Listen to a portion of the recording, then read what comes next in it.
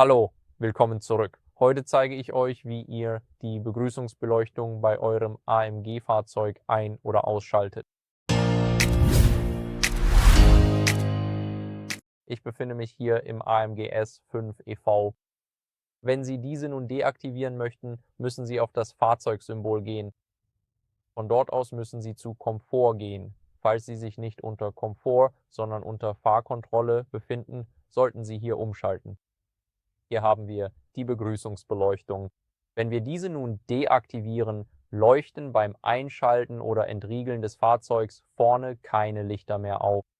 Die Frontbeleuchtung ist also immer dann aktiv, wenn die Begrüßungsbeleuchtung eingeschaltet ist. Auf diese Weise können Sie ein wenig Batterie sparen. Und natürlich schalten wir sie hier einfach wieder ein. Wie Sie sehen können, erhalten Sie hier auch die entsprechende Erklärung dazu. Im Grunde genommen aktivieren sich die Scheinwerfer, sobald wir das Auto entriegeln. Wenn das Auto also entriegelt ist, sind sie eingeschaltet. Sie können es deaktivieren, um keine Batterie zu verschwenden. Und das war es im Grunde auch schon mit dem Video. Vielen Dank fürs Zuschauen. Wenn Ihnen dieses Video gefallen hat, hinterlassen Sie ein Like, ein Abo und einen Kommentar und wir sehen uns im nächsten Video. Tschüss.